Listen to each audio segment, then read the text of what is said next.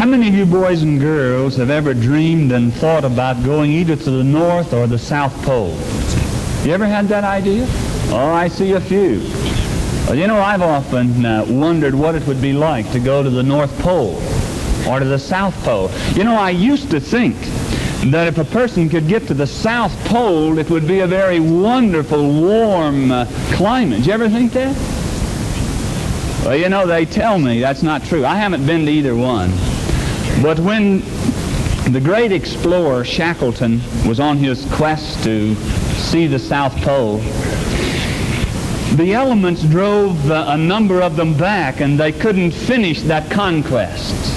And because of the elements coming in so quickly and the way things happened, Shackleton had to leave a group of his men there on Elephant Island. And they had to make their escape. And when he left, he told his men, "I will return. I will come back and get you." And he was gone.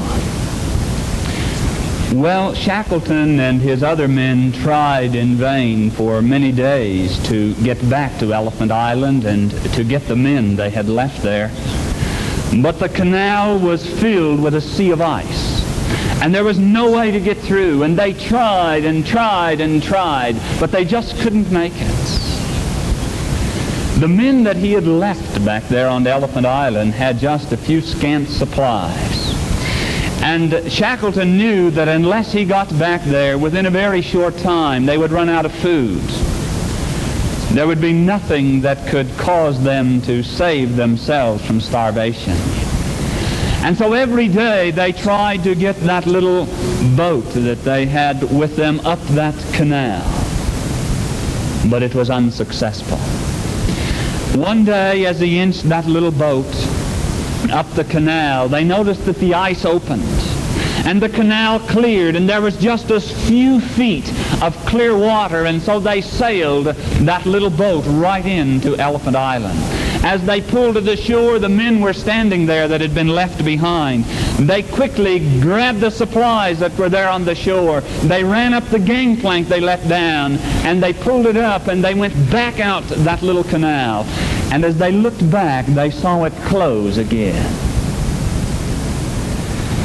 It's one of the greatest feats of the recovery of men that our history tells us about.